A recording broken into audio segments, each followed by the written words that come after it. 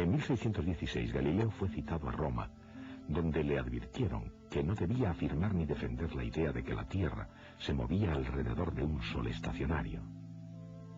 Al saber que la Iglesia se oponía oficialmente al sistema de Copérnico, Galileo esperó a que llegara un momento más oportuno para convencerles del error de sus métodos aristotélicos. En 1623 Galileo pensó que había llegado el momento. Su amigo y protector, el cardenal Maffeo Barberini, fue elegido papa con el nombre de Urbano VIII. Para reforzar su caso, Galileo escribió un libro. Se trataba de un diálogo entre dos personajes que debatían los sistemas de Aristóteles y Copérnico. Como autor, Galileo era un político inteligente. El personaje aristotélico argumentaba con gran maestría y fue declarado vencedor. Era un truco que tenía que ser la defensa de Galileo contra la enseñanza de las ideas de Copérnico. No obstante, muchos de sus lectores vieron que los argumentos de Copérnico eran mucho más sólidos. Y lo peor de todo quizá fuera que esas argumentaciones estaban escritas en italiano en vez de latín, de modo que los italianos corrientes podían comprenderlas fácilmente. Y en opinión de la Iglesia, Galileo cometió otros errores más en sus juicios. Por la boca del personaje que defendía a Aristóteles en su ficción, utilizó los mismos argumentos que había utilizado el Papa y llamó al personaje casualmente Semplicione, el simple. Y quizás lo peor de todo, el nuevo libro de Galileo retaba a la Iglesia en el preciso momento en que ésta era desafiada por todas partes. En 1634, Galileo fue procesado.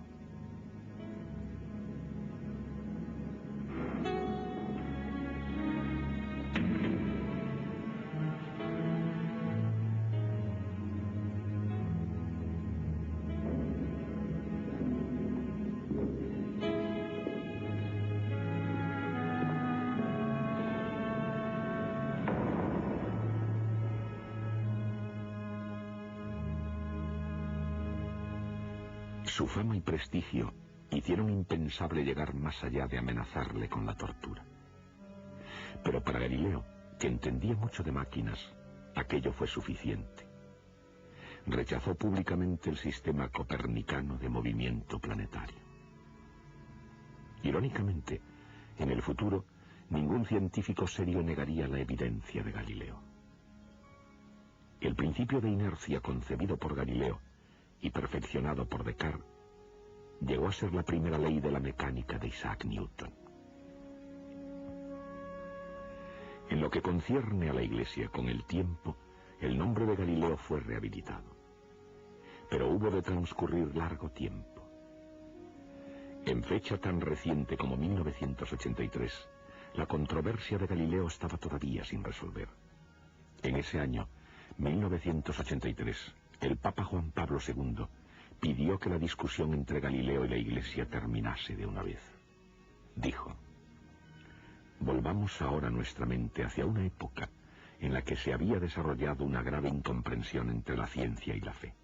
El resultado de malentendidos y errores, solamente con un humilde y paciente nuevo examen, se han podido ir disipando de forma gradual.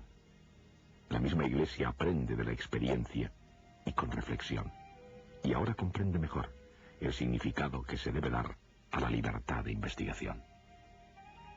Pero en aquel tiempo, ni siquiera para un famoso científico, con un imperdonable ego, la humillación pública fue considerada castigo suficiente.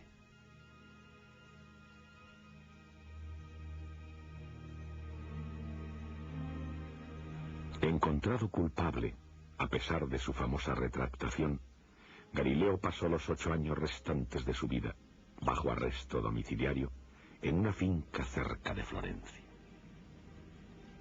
Y como cuenta la leyenda, cuando Galileo entraba en su casa arrestado, aún dijo: eppure si muove, y sin embargo se mueve.